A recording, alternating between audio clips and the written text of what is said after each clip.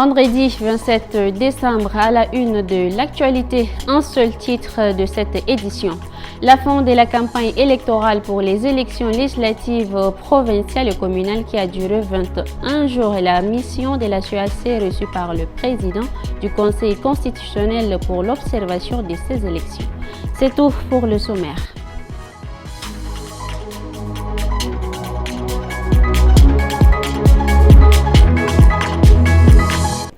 Bonsoir chers téléspectateurs et bienvenue à cette édition. Le clap de fin de la campagne pour les élections législatives communales et provinciales lancé il y a 21 jours a été officiellement donné ce 27 décembre par l'Agence nationale de gestion des élections.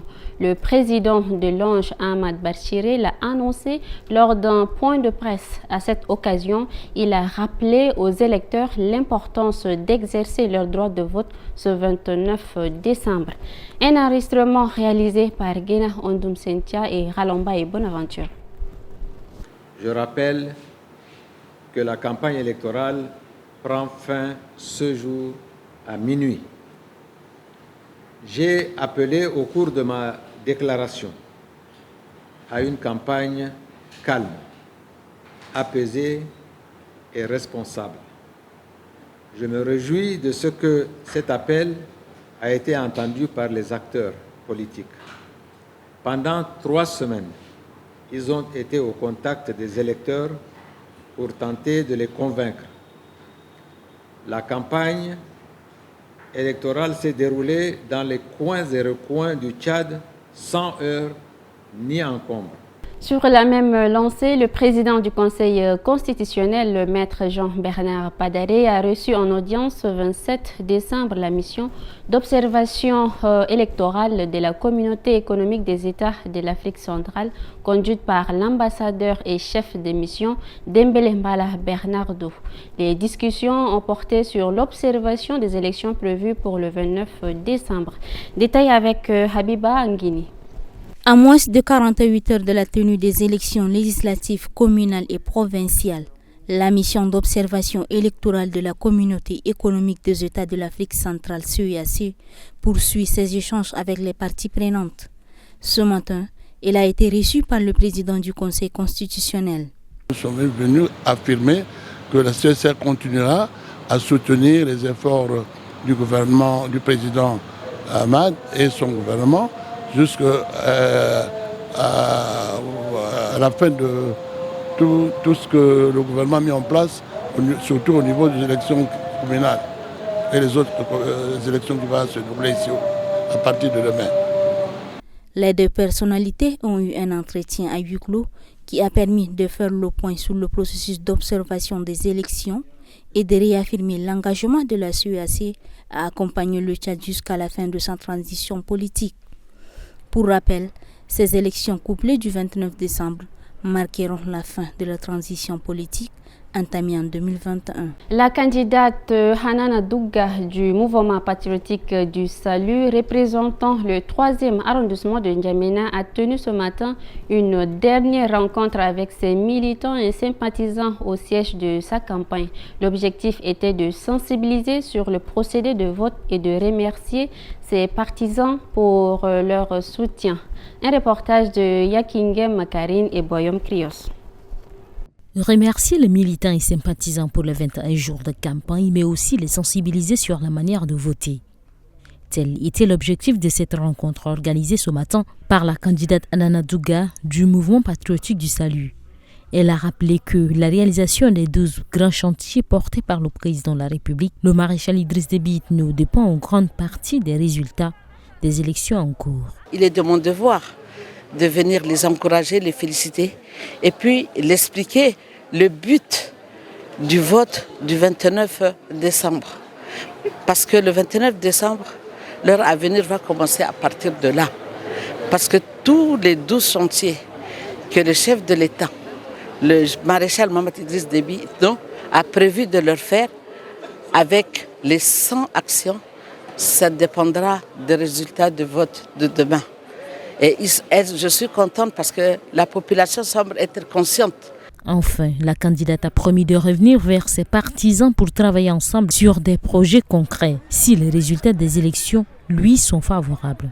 À la veille des élections législatives communales et provinciales prévues les 28 et 29 décembre, le président de la haute autorité des médias et de l'audiovisuel, Abdraman Barka Doningar, a félicité les journalistes pour leur couverture professionnelle de la campagne électorale. Dans une déclaration ce 27 décembre, il a également encourager les médias à utiliser des équipements professionnels le jour du scrutin et à diffuser des informations véridiques et complètes. Abdraman Barka était au micro de Mbaylassam Emmanuel et Abakar Lambert. J'invite les reporters à une plus grande responsabilité éthique et à l'utilisation d'équipements professionnels pour se distinguer des utilisateurs de téléphones portables, tablettes et autres outils de communication ordinaire. Portez de manière visible vos badges, gilets et autres insignes. Présentez-vous systématiquement à vos interlocuteurs. Collectez et traitez ou diffusez des informations complètes et véridiques. Au sommaire de l'actualité, en bref, fin de la visite du ministre égyptien au Tchad, mission ministérielle à Amtiman dans le cadre de la campagne électorale et la restitution des missions d'immersion pour renforcer la vaccination. Une compilation de Aimé et de Linasso. Après une visite officielle de 2 jours au Tchad, le chef de la diplomatie égyptienne a quitté N'Djamena ce vendredi 27 décembre depuis l'aéroport international Hassan Diamos. À cette occasion, il a été raccompagné par Abdelkarim Idriss, conseiller aux affaires africaines et internationales à la présidence de la République. Le ministre égyptien a exprimé sa profonde gratitude aux autorités tchadiennes pour l'accueil chaleureux et les marques d'attention dont lui et sa délégation ont bénéficié. Il a également réaffirmé l'engagement de l'Égypte à renforcer les relations de coopération privilégiées avec le Tchad en mettant l'accent sur les domaines clés du développement. Autre chose, ce vendredi 27 décembre, les ministres Mamata Sile Kalata, en charge de l'aménagement du territoire, et Dr Abdelmadid Abderrahim, ministre de la Santé publique, se sont rendus à Amtiman, chef-lieu de la province du Salamat. Accueillis par le gouverneur Abdoulaye Ibrahim Siam, ils ont effectué des civilités à sa résidence. Cette mission vise à soutenir le conseiller spécial du président, Mamad Saleh Abdel-Djelil, également chef d'émission du mouvement patriotique du salut, en campagne électorale dans cette localité. Pour finir, Dapsou Guidaoussou, secrétaire général du ministère de la Santé publique, a dirigé ce jour une séance semi-virtuelle pour restituer les missions d'immersion des responsables de la vaccination en Côte d'Ivoire, au Burundi et à Copenhague. Ce voyage visait à relancer les indicateurs de vaccination en renforçant les capacités par le partage d'expériences avec des pays modèles. L'équipe a appris des bonnes pratiques en organisation, gestion des ressources et gouvernance. Dr Demia Antoinette a souligné l'importance des discussions avec les partenaires pour améliorer les ressources humaines et matérielles. Le secrétaire général a rappelé que la prévention est une priorité du programme politique du maréchal du Tchad et a insisté sur la nécessité de capitaliser les leçons tirées de ces missions pour améliorer les résultats. Un violent incendie s'est déclaré hier soir 26 décembre dans une boutique située au quartier Paris-Congo à proximité du centre social numéro 3 dans le 3e arrondissement de N'Djamena. Quelles sont les causes de ce sinistre? Nos reporters Yanki Game Karine et Boyom Crio se sont rendus sur place pour recueillir les informations. La boutique, baptisée Boborton Solaire, est spécialisée dans la vente des panneaux solaires, des télévisions et d'autres équipements électriques, a été entièrement détruite par les flammes. D'après son propriétaire, Moustapha Mohamed Abderrahim, le feu aurait débuté de façon modérée. Cependant, le retard des sapeurs-pompiers a empêché une intervention rapide, aggravant la situation. Il attribue l'origine de l'incendie à un court-circuit électrique. Je suis venu vers rue de Caran, on a prié la prière de Isha. Mes voisins ont me signalé qu'il y a des feux au votre boutique. On a retourné venir, mais dès le début, ce n'est pas beaucoup. À retard de la pompe, il a tout détruit.